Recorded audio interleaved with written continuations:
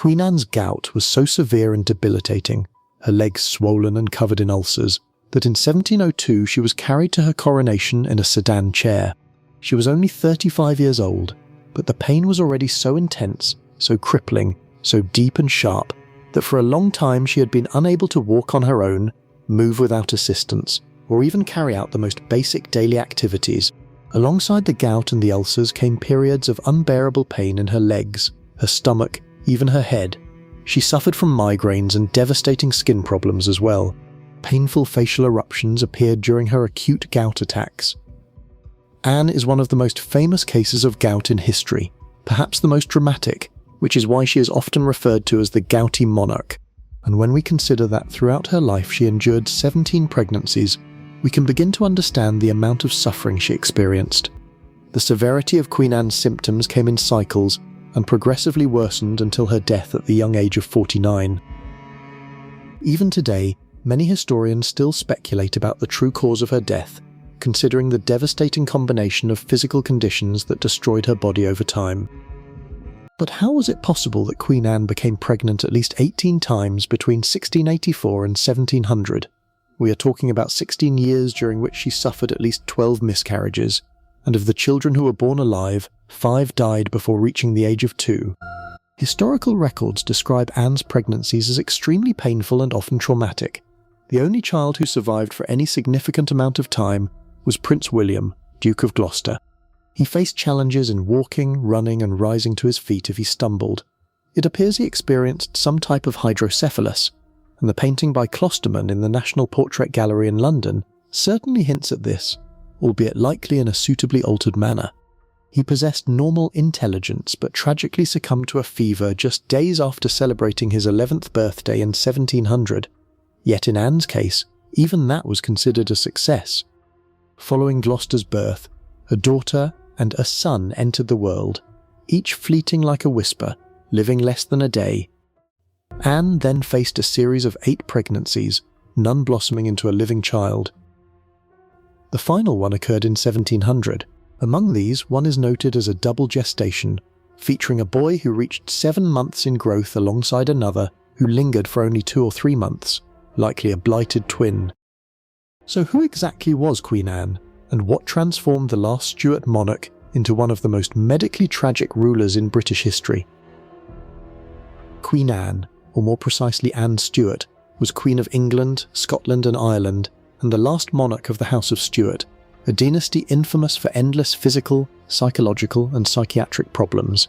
A cursed bloodline, as many later described it.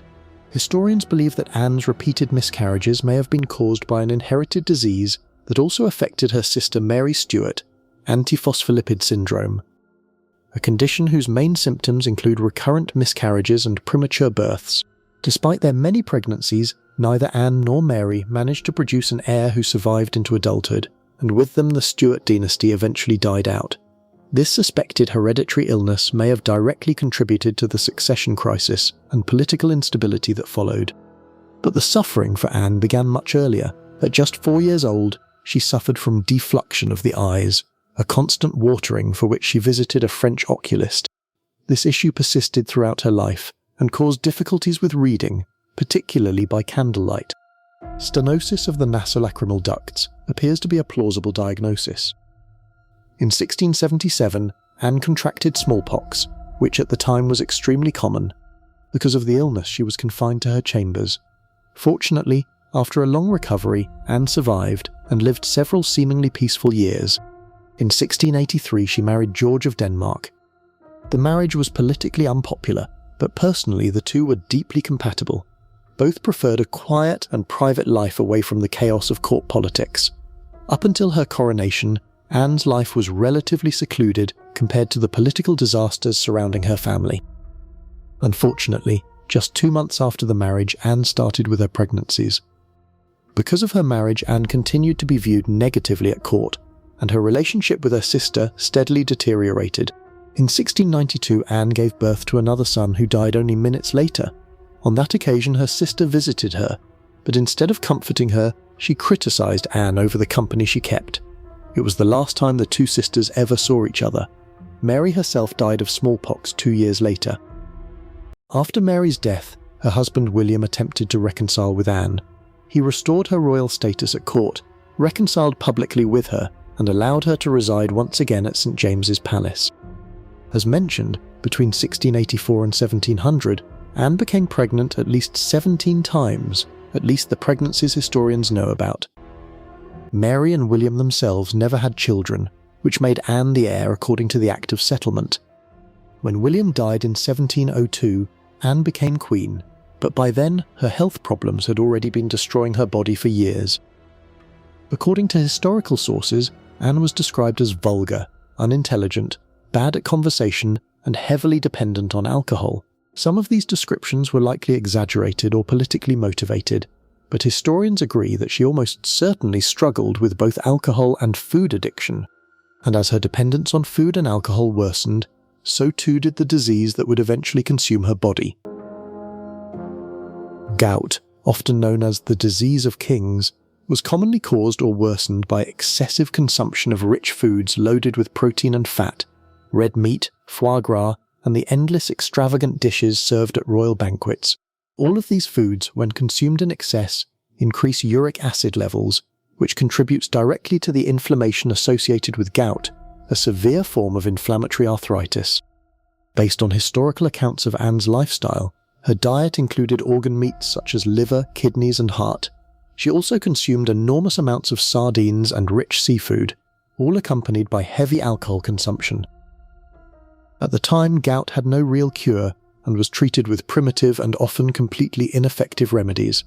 Physicians of the 17th and 18th centuries still believed that disease was caused by an imbalance of the bodily humours, and because of this they relied on brutal treatments such as bloodletting, purging, vomiting, sweating therapies, herbal poultices, and leeches in an attempt to rebalance the body. Some patients were forced onto strange diets based almost entirely on milk or broth, while others were given alcohol mixed with opium, including laudanum, one of the few substances capable of dulling the agony temporarily. In reality, most of these treatments either did nothing or actively weakened the patient even further, leaving sufferers trapped in years of relentless pain. As a result, Anne was left with horrifying pain in her legs and joints, and eventually enormous difficulty moving. Historical records state that on the day of her coronation, Anne, who had also become severely obese because of her uncontrolled diet, could no longer walk and had to be carried in a ceremonial chair. By the age of 37, the pain had already become unbearable. Gout causes a paralysing agony. As said, it is a form of inflammatory arthritis caused by the buildup of uric acid crystals inside the joints. These needle-like crystals accumulate when the body either produces too much uric acid or fails to remove it properly through the kidneys. Once the crystals form, the immune system reacts violently, triggering sudden attacks of extreme pain, burning inflammation, stiffness, and swelling. In severe cases, the disease can spread beyond a single joint and permanently deform the body, especially when left untreated for years as it was during Anne's lifetime. The legs swell grotesquely, becoming red, inflamed, and extremely sensitive, and at that time there were absolutely no painkillers available. Anne became trapped in a vicious cycle. The illness prevented her from moving, the lack of movement caused further weight gain, and the worsening obesity intensified the disease even more. Until a few centuries ago, gout was believed to be influenced mostly by diet, but modern studies have shown that genetics also play a major role, and what we know about Queen Anne's genetics is deeply alarming. As mentioned earlier, many historians and medical researchers now believe that the life of Queen Anne, and perhaps the entire Stuart dynasty itself, was ultimately devastated by systemic lupus erythematosus, also known as SLE, along with its closely related condition, antiphospholipid syndrome. These diseases can cause bleeding disorders, clotting, strokes, organ damage, and catastrophic pregnancy complications. This would explain why nearly all of Anne's pregnancies ended in miscarriage, stillbirth, or infant death. Even the one child who survived until age 11 suffered from hydrocephalus and childhood convulsions, both considered potential symptoms of neonatal lupus. Anne herself suffered from severe inflammatory facial rashes that resembled the butterfly rash associated with lupus. These eruptions were accompanied by edema and swelling in both her face and legs. In 1706, Sir John Clerk wrote, "Her Majesty was labouring under a fit of the gout, and in extreme pain and agony, Her face was red and spotted. In 1708, that very diarist noted, "The poor lady was again under a severe fit of the gout, blotted in her countenance." And again, in 1713, Coke reported, "She did not look like the same person as before, and therefore 'twas expedient to use paint to disguise the discolourings, but this was kept so secret that it was never so much as whispered abroad in her lifetime." Historical documents also mention frequent nosebleeds, recurring polyarthritis, chronic inflammation, violent joint swelling in her knees and elbows, and periods of convulsions. The pain she experienced was described as relentless. Her life therefore became tragic both physically and politically. England during her lifetime was already being torn apart by religious and family conflicts of increasing intensity, and Anne found herself trapped in the centre of it all, criticised constantly by both political enemies and members of her own family. Together with her husband, with whom she shared a genuinely close relationship, she attempted to withdraw from much of this chaos. But even after distancing herself politically, her health continued to deteriorate, and once she became queen, she was forced to confront major political crises while her body was collapsing. It is perhaps from this unbearable pressure that her compulsive relationship with food and alcohol intensified, leading to her extreme weight gain. Historical accounts state that during the final years of her life, Anne stopped caring about her appearance entirely. She often wore stained clothing, and the bandages covering her ulcers were reportedly left unchanged for long periods of time, suggesting extremely poor hygiene even by the already limited standards of the era. Throughout her life, Anne was subjected to a series of painful and largely ineffective medical procedures that reflected the brutal limitations of 18th century medicine.